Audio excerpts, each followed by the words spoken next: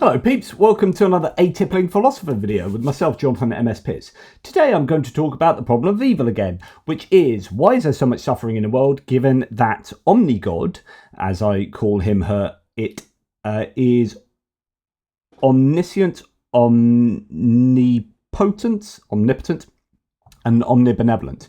In other words, if God knows what to do about the suffering, and is powerful enough to be able to do something about the suffering, and is caring enough to want to do something about the suffering, why is there still suffering and evil in the world? However you so define it. Right, we looked in previous videos at the idea of psychological suffering. So why is there clinical depression, OCD, PDA, all these different conditions that we can suffer, our children can suffer. How is that explicable with an all-loving God? Then there is aging. My last video looked at aging because I've previously looked at all the normal types of suffering. So, you know, natural evils such as predation and disease and tsunamis and plate tectonics, volcanoes. You could even say black holes sucking up an entire planet. You know, why they're those ones. Or stubbing your toe, if that's unnecessary, you know, if it's gratuitous, it's still an evil, a suffering.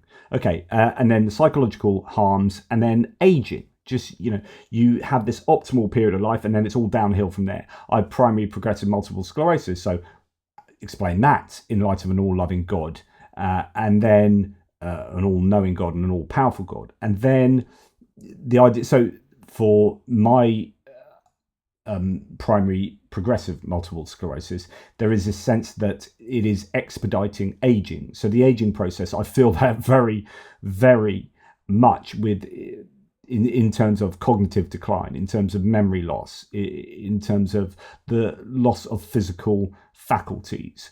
But that is basically what aging is. Why would you design the pinnacle of your designs, supposedly, as humanity arguably is? Why would you design into that entity this optimal period of life and then just a very long downhill struggle until you die? And then all the issues with death and the types of death you can have. And of course, if you have some people that have it worse than others, how do you explain that variety? Is it just a roll of the dice? Some people just are unlucky in life. They get diseases, they get an aging process that's much more horrific than or horrible than other people's. They get a death that's more horrific. What is that just a roll of the dice? Did they deserve that? Loads of questions that I think have thoroughly inadequate answers. So I've done those videos, and the last one was on aging. The problem of evil, aging. Why would God design the universe this way? And what I wanted to do is, it seems a bit naff really, but actually I think there's some great comments here, and I'd love to just have a chat to you. This is just an opportunity for me to have a chat with you guys, to provoke some thoughts, and also to respond to some really thoughtful comments here. So let's go through some of these. So Mark C says, yes, the world seems to be a kind of place where suffering is the rule, not the exception. I've been diagnosed with Parkinson's, and sorry to hear that, by the way. So that's not very pleasant, but I find myself saying, well, it could be worse. It progresses slowly, medication helps, and I can still do pretty much whatever I want, though not as well, at least for now. Parkinson's is preferable to something really nasty like ALS or multiple symptom atrophy, which are things you worry about when you have the sort of symptoms I've had. Think about that. I've got a neurodegenerative disease that's likely to eventually render me severely disabled, and I'm happy that what I've got isn't as bad as what a lot of other people deal with. If there's a God, he's got some explaining to do. Hope you're doing well, Jonathan. Would love to chat again sometime. Well, let's see this as a chat, Mark. So this is a really good point. That you kind of have to make the best of your lot, right? And here, your man has Parkinson's. I've got PPMS. Pretty similar situations where I'm going to degenerate until I die, and that's horrible for me, but it's horrible for my children, my family. You know, why should they be punished with my lot? Why should I be punished with my lot? Is this a punishment or is it random? And then, you know, why should my children be punished for what I have done to somehow deserve this punishment? But then the most loving Christian can get these kind of degenerative conditions, etc., etc. So it doesn't seem to be a punishment because we can work out it's randomly distributed across society and across the world. So therefore, it just does seem to be part of the fabric of existence, designed into evolution. If you believe that God created everything, and if you believe in evolution, then God designed evolution. And if you don't believe in evolution, then God just dropped in these conditions or these physical ailments or predation or whatever. It's either designed in from the top or from the bottom, and it still needs explaining in terms of omnigod. As I've said before, every data point in the world, every phenomenon in the world, everything you experience needs to be explained in light of an all-loving God. If there's any element where there's something that's gratuitously negative, then and that can be as small as stubbing your toe, the smallest unit of suffering needs to be explained just as much as the largest unit of suffering in terms of an all-loving God, and if it is gratuitous. Now, of course, there can be no gratuitous suffering in light of an all-loving God. That's the problem of evil.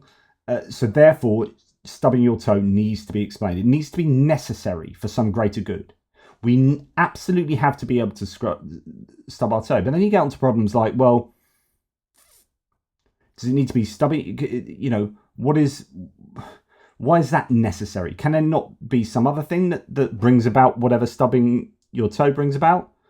Or do you go to the other end of the spectrum? Like, why do we have to have the most horrific death you can imagine that has to be necessary for some greater good in order for omnigod to exist? Surely you can achieve that greater good without the most horrific suffering you can imagine. I mean, surely there's another way. I mean, you're omniscient and omnipotent. Surely you can think of a way and bring about a way that brings about a greater good without the most horrendous of sufferings.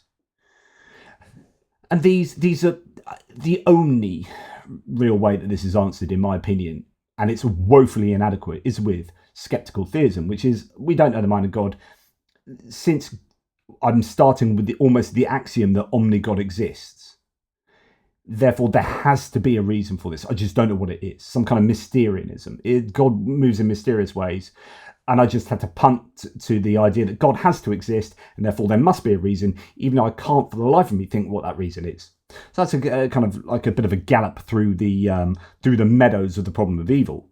But here it's just this interesting idea that your man is kind of forced to think, well, at least it's not as bad as someone else. And everyone's always thinking, well, it could be worse. As bad as I've got it, it could be worse. It could be worse. Until you are the person that's experienced the worst experiences on earth. And you're like, oh, it could be worse. Unfortunately, it's not for anyone else. And I'm the one that's just got it worse than everyone. But, and that is an unfortunate way of having to think, to make yourself feel better about your own existence. And that's how we cope. That's a coping mechanism that Mark C has, and I have as well. It's like, well, at least I haven't got cancer. And then the person with the cancer, at least I haven't got this version of cancer. And then the person with that version of cancer is like, oh, at least I wasn't, tortured and to death when I was 4. Do you know what I mean? So I've had a chance to experience life. And then the kid that's tortured to death, at least I wasn't tortured to death when I was 3. And then the kid, do you know what I mean? And it's just like, God, we have to do this. I mean, for myself and probably for Mark, we do this to cope, right? But in reality, it's like, well, shit happens. That's a reality. But I don't need to explain that I've got PPMS. I mean, I look for explanations in terms of, I wonder how it came to be. Oh, it turns out it looks like it's the Epstein-Barr virus somehow mutating and blah, blah, blah. So that's the explanation I need, that's all the whys I look for. And then it's like, well, how would we improve this for future generations? Well, we look for a vaccine for the Epstein-Barr virus, and then we wipe out MS going forward. But in terms of me, well, I had stem cell therapy. But, there's not too much more I can do other than try and live well, eat healthily, and do exercise, which I'm not doing enough of, to try and stave off the worst of my condition. Let's look through another few comments here. There's some just great ones. what gets me is the torture, rape, and murder of children. The only way an all-powerful God could ever allow that would be if she were an absolute monster. There is no hypothetical benefit that could possibly justify it. Christians who try to make excuses like God has a master plan or whatever, they make me sick. No, if you have any morality at all, then you have to recognize that as inherently evil with no possible justification, no matter what. The experience of those children is a pure evil in the universe. The only way one can possibly even get one's head around it is if the world was not planned, not designed by any kind of creator. Things happen, and our only recourse is to try and protect the children still with us by preventing such things if we can. I completely agree with this, by the way, Cat Woods. I don't mind a concept of God as kind of a sum of all living, loving impulses in the world, as in the movie Jeffrey, but the idea that there's anyone who planned everything is awful, and if there is, that being is a horrible person or entity. I completely agree. What's interesting is the move where there are several things that Christians or theists do who believe in this kind of omni-God. One of them is, and I've said this before many times, one of them is a very problematic position, which is, but it's okay because you get an eternity in heaven. And this is the old compensation versus justification issue, which is like, okay, now if I'm in a car crash, or no, let's do something that has more morally intentional things. So someone walks up to me and smashes me in the face with a baseball bat, breaks my face up, breaks my jaw, and whatnot, and then I get compensation for that to take him to court, and I get like 50,000 quid or 100,000 quid or whatever. Unless you believe in a really strict form of consequentialism, that money, that compensation, doesn't justify what this guy did. It doesn't make it a good thing. It compensates for that bad thing. It's a bad thing and it remains a bad thing, and I'm getting some compensation for that after the fact. So heaven is not a justification. It is a compensation at best for evils that take place. But then everyone gets that compensation. So you still have someone having badness on earth, someone else having not badness on earth. You have a whole spectrum of experiences on earth, from horrific to pretty wonderful. And then you take all of those people who manage to get into heaven. It depends what your metrics are and what your framework is for heaven and hell and punishment and reward or whatever. But assume that at least a bunch of those people get to go to heaven. Then you've got a whole spectrum of horrible experiences to good experiences, and they all get to go to heaven. And you're like, well, okay, well, why did that person get horrible experiences and that person got pretty good experiences, and they both get to go to heaven? So it's only compensation. It's not justification. I don't think it justifies the horrors on earth. So, a baby dies a horrible death at birth, and then so all okay because they get to go to heaven. Well, like, does that make it okay? That's compensation, but is it justification? And then, of course, is like all these other problems, like, well, what entity gets to go into heaven? Like that, just that you get this baby floating around, this baby with no ability to make cogent thoughts. Like, what's the point of that? It's all like, it's all so problematic for me. But yeah, then if so, that's one way of trying to work out how all this suffering can fit into an omni-God world. But if God has designed all that to be the case, then it looks like pretty suboptimal design to me, and that's what I spend all my time talking about in my book, 30 Arguments Against the Existence of God. Loads of like thought experiments and arguments like we're talking about now in there. So please go and get that. I think it's a fabulous book with of course, with the foreword by Dan Barker, the great Dan Barker. We'll go on to a few more comments here. Here's one from someone who obviously is more of a Christian. Not sure you're thinking about it right. God can be all of those things, be capable of fixing all those things, want to fix those things, and yet still have a good reason for not doing so. The Bible often talks about suffering as an act of faith, for example, and this is skeptical theism. I've got faith that God's got a reason for this. Okay, why we not communicated that reason?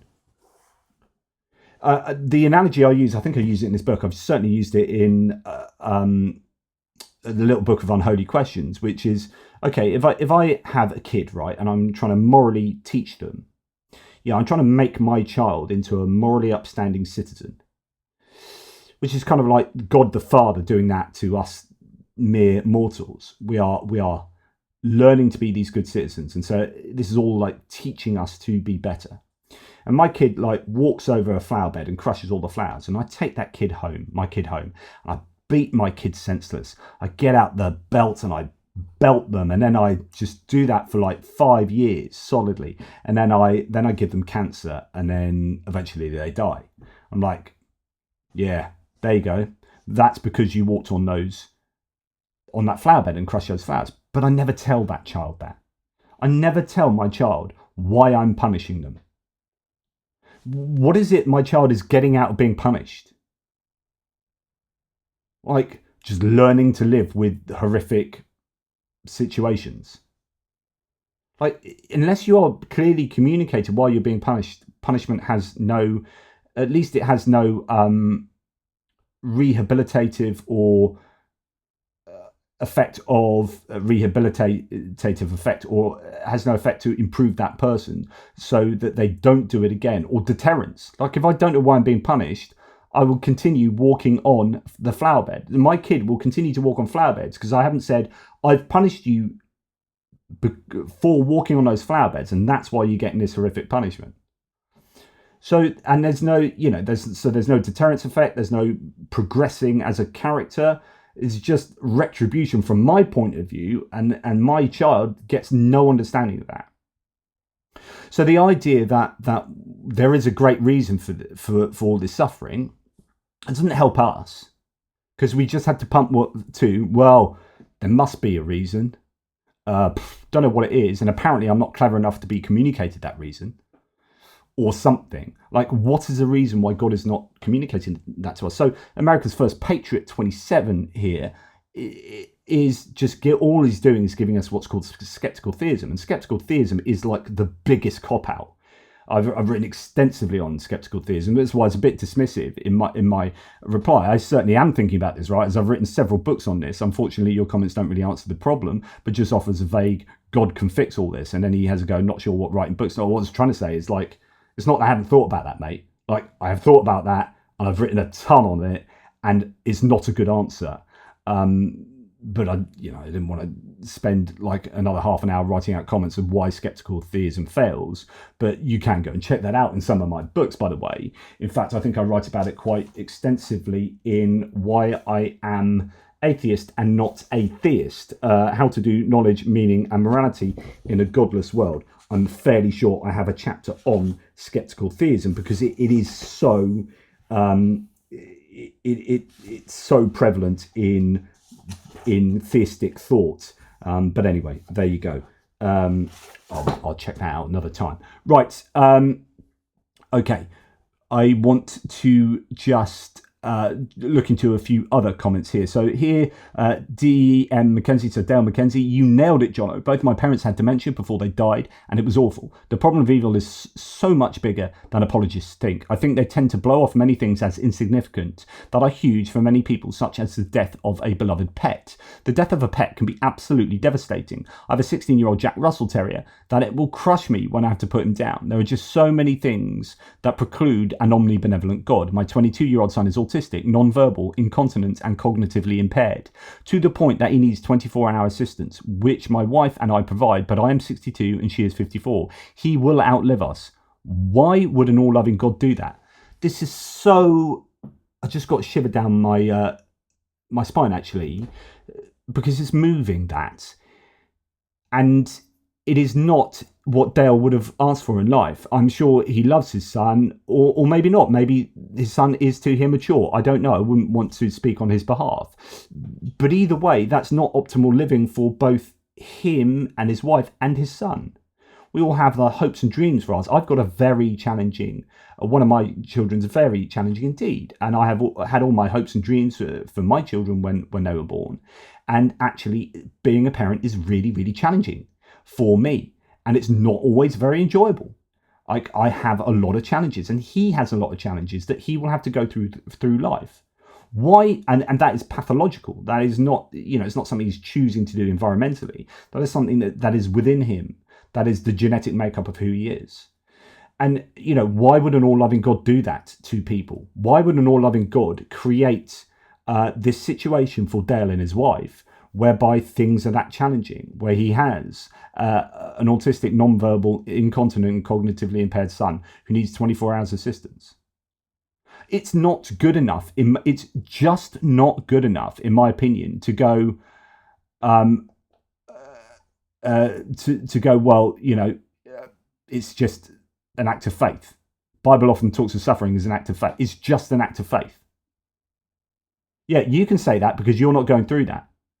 But even if you were, and you convince yourself, oh, it's just an act of faith, what? So you eventually go to heaven in the same place where other people who haven't had those really challenging, often horrible circumstances also go as well. Like, why are you the one? Or why are they the one? Why is there that unfairness? Why do some people get apportioned absolutely terrible lots in life and others don't? So there is either God is deeply unfair and or God is just a really bad designer. Just none of this answers the problems, and it doesn't speak very well to the actual experience of going through that, I don't think. Yes. A few other comments as well. A world with no suffering sounds like a Garden of Eden in the Bible. We need suffering for at least 3 reasons I can think of. First, as a natural consequence of sin. Second, as a way to appreciate when we are healthy. And major suffering and death would cause us to realise we are mortal, our time is short, and we better make the best of it. As for unfair suffering and death, God will make up for that in the next eternal life. So when looking at the next eternal life of the soul, God is never unfair, but rather generous. And that is, of course, that's the problem of heaven being justification, not compensation. Heaven is compensation, it's not justification. And I don't think that last argument doesn't work. And if that doesn't work, then that's one of your main arguments just completely done away with there.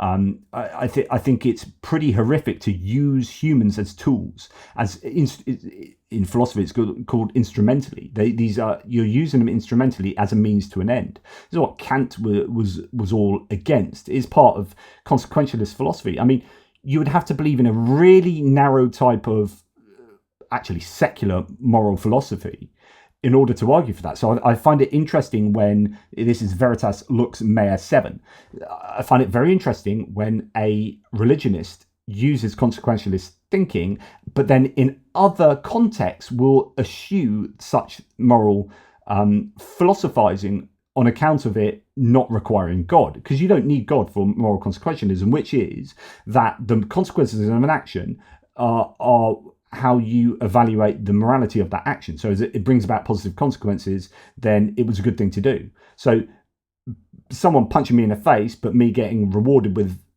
£100,000 is a good moral action if you evaluate it in a really strict form of consequence, because there are lots of types of consequentialism. But the idea is that, if I'm happy with my lot at the end of that, and actually, £100,000 is worth me getting a broken jaw and smashed in the face, then it was good. It was somehow, it was then good that you smashed me in the face with that bat type thing. And there are problems with every moral philosophy in the world, which is why we still argue about moral philosophy. I'm actually a moral nihilist to a degree. Like I don't believe there is a moral philosophy that's objective. I think we use moral philosophies sometimes intuitively, but often to achieve certain societal gains, social cohesion, and as a social animal, I think morality is a very useful, functional tool, but I don't think it exists objectively, and I don't think there is one single perfect moral philosophy. So we kind of pick and choose and use them. However, arguing from a sort of theistic point of view, it is not often that you get theists that say, yeah, moral consequentialism is the way we do things, because then you don't need God for morality. And actually, that's one of the main arguments people often have that God exists? Well, we need God to exist to underwrite morality. Well, if moral consequentialism is a secular moral system, then you don't need God. So that's a bit of a problem, potentially, for Veritas. And as I say, it's double standard sometimes, because you'll find that they argue against it in other situations. But when they need moral consequentialism to get them out of a bind, they'll defer to it. But a world with no suffering sounds like the Garden of Eden in the Bible. We need suffering for 3 reasons. So let's look at the first 2 then. Natural consequence of sin. Well, why do you need sin? Honestly, it's a pretty simple question that I don't think is ever adequately answered, which is, and it's one of the arguments I have in here, which is, why not just create heaven? Especially if God's got divine foreknowledge. So God knows what's going to happen ahead of designing anything. So it's like, it knows all the counterfactuals. If I design all these people and all these things, and this will happen, I know the future events, divine foreknowledge, right? So I've designed this world with all these people in it, and I know exactly who's going to go to heaven and who's going to go to hell. So if I know that, why do I bother creating all of those people that are going to go to hell? I have created them with the knowledge that they will do wrong. So in other words, I have actually brought about their doing wrongness. I am ultimately responsible as God for them doing wrong. They wouldn't have done wrong had I not created them. And I knew that they would do wrong and created them anyway. And so therefore, I've created this world. They do all this wrong stuff. And they go, you bastards, you've done all that wrong stuff. I'm going to send you to hell. Why would an all-loving God do that? Create people out of nothingness in order to suffer eternally. And this is why I think the whole notion of hell is just thoroughly broken anyway. And you can argue some kind of universalism, but I'd still like, why would I create people to go through huge amounts of suffering? And because then even if I do put them into heaven somehow, eventually they go through some kind of process where they live eternally in bliss, then isn't that unfair that I've created some of these people that go through that whole horrific track to the bliss, and also create people who have a wonderful existence in their mortal lives and have bliss? That's really unfair. Before creating all these people, I know exactly who is going to do what, and yet I still create all the ones to go through that horrific track. So even if you have universalism, whether you've got universalism or heaven and hell, some kind of binary dichotomy, you still got an unfair God. And these problems I've never seen these adequately answered personally. So I don't think that that first argument of his either works, assuming it's him. Natural consequences. Yeah. So it goes. So I didn't quite finish my idea. So if you know who's going to go to heaven and who's going to go to hell, just create the ones that are going to go to heaven and just create them in heaven. Why have this test ground? If the universe is some kind of petri dish where I'm like poking at things, or not poking, just letting it all go, but it's a test that I already know. I don't need to do the test. And again, that's another argument I have in here. You know, you as a teacher, you only test your students because you don't know what they know. So it informs me as a teacher of their state of knowledge. Now, for God knows everything. God is omniscient. That's a kind of opening premise here. So if God's omniscient, God doesn't need to test people. So why do you then create people in this petri dish in order to test them, and then reward the ones that do well in the test and punish the ones that do badly in the test? Because you already know the outcome. So just take the ones that you know are going to do well, put them straight in heaven, and just create heaven. There you go. Well done for passing a test that you never really took. But I knew you would have passed it anyway. And I haven't created all these people who screwed up in life, had horrible existence in life, and then went to hell anyway, or, you know, so on and so forth. I'm not doing that because, do you know what? Apparently I'm omnibenevolent. So I don't create people just to go to hell. So the first element of this argument doesn't work. And major suffering and death should cause us to realise we are mortal, our time is short, and we'd better make the best of it. Yeah, I'm fairly sure you could do that without cancer, without black holes, without tsunamis. You know, I'm sure there are other ways of getting us to appreciate our existences. Now, you can just argue it's all relative. And, you know, if you didn't have tsunamis, then the next best thing would still seem like awful or whatever. And we can get into arguments such as that, but then that goes the other way. And then you could have even more horrific things. And so you then end up having to say, well, this is the optimal universe where, you know, you've got just the right amount of death and suffering and torture. It's just enough rape in this universe, just enough to make it a perfect universe. And you have to argue that. If you're an omnitheist, you have to argue that, or an omnigod theist. Veritas, yeah, I personally experienced worse unfair suffering than you have, he says, or she says. So believe me, I don't say this lightly, but it does serve its purpose in this life. But you have to say that. I don't see that it does serve its purpose, because that purpose invalidates God's omni characteristics, and that's the point. And God will make up for it in the next. Then we're just being used as tools in this life. Again, go back to the argument, just put us in the next life. And if I'm not going to succeed to get in the next life, don't create me at all. Right? Especially if I'm going to go to hell for eternity. I'd rather not be created just so I go to hell for eternity. Just create those that are going to pass the test and put them into heaven.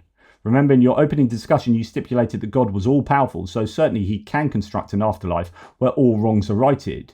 But those are wrongs that he knew would take place in advance. Divine foreknowledge is one of the biggest problems for Omnigod. Now, you get some people who recognise this, and these are called open theists. Open theists say that divine foreknowledge invalidates Omnigod from making any sense at all.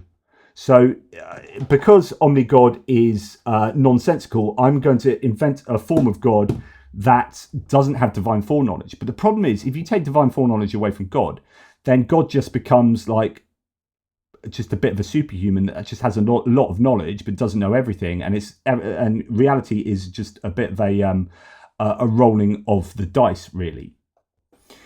But the important part is that open theists recognise divine foreknowledge is that problematic, that they have to develop a new type of God that doesn't know future counterfactuals.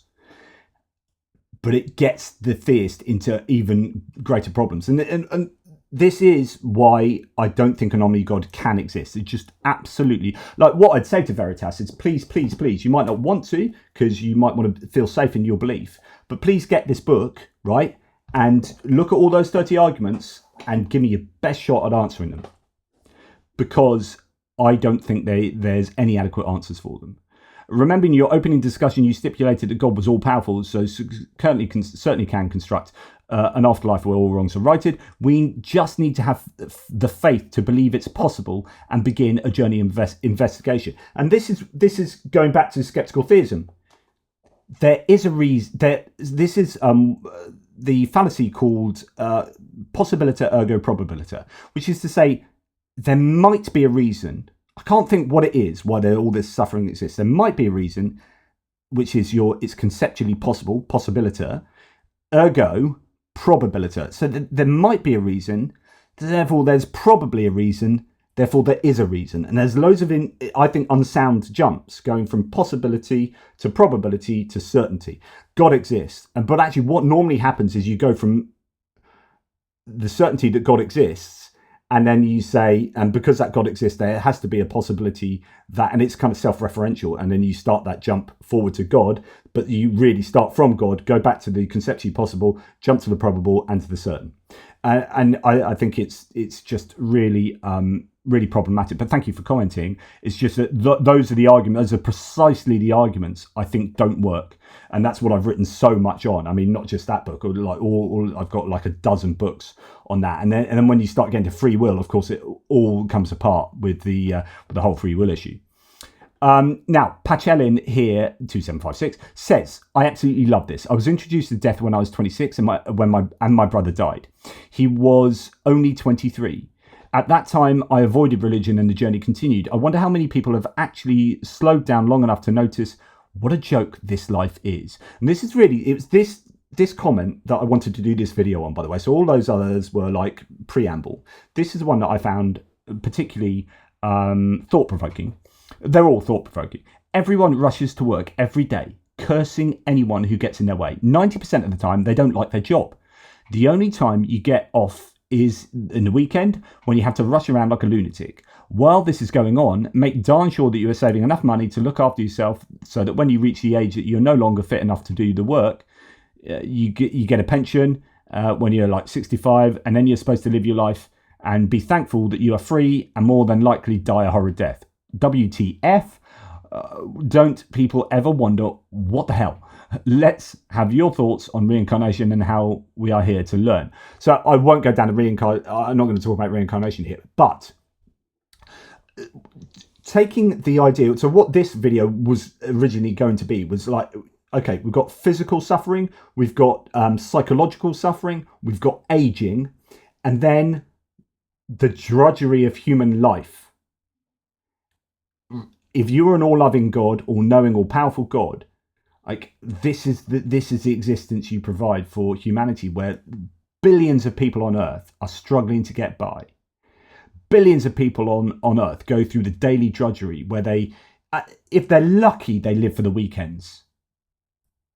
Before we had weekends, it was like working 7 days a week, or as we were animals, like working at foraging and constantly. It was only when we developed this kind of specialization and farming, where we could do things on a mass scale, we could provide for other people. We started getting leisure time that we could then, out of which culture came, etc., or greater degrees of culture, so on and so forth. Anyway, the idea is that you could be picking through a rubbish tip in Manila at the moment, and your existence is trying to earn pennies from living in dirt and detritus, and then you grow old and die.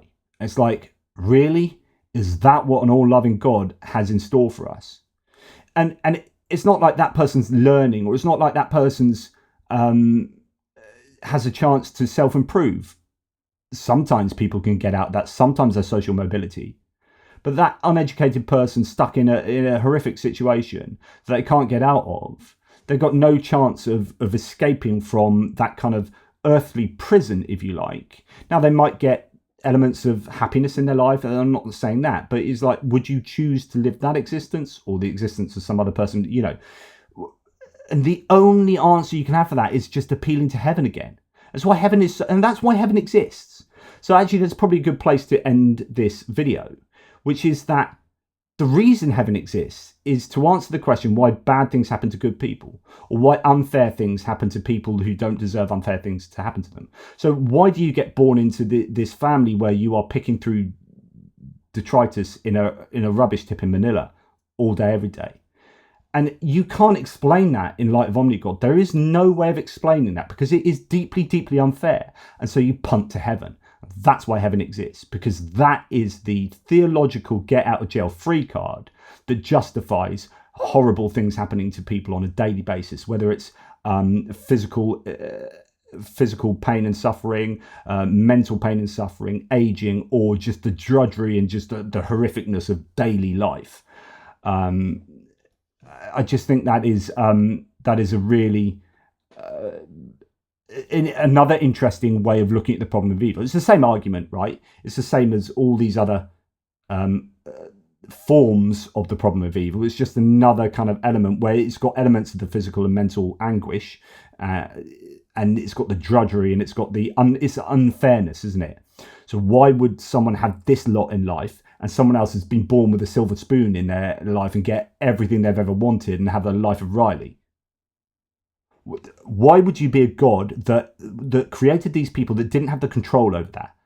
Like, that person living in that rubbish tip doesn't have the control over their life, doesn't have the education, doesn't have the ability to get out of that situation. That's all they know, and that's all they will know.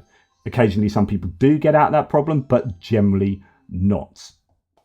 And just as the final point to this, actually, what Pachelin here talks about is this idea that we live all our lives working really, really hard, and maybe you get a couple of days off at the weekend or this and that, and then you end up retiring if you're lucky enough to live in a culture or a society whereby you can live a comfortable retirement, but then you're too old to be able to appreciate the freedom.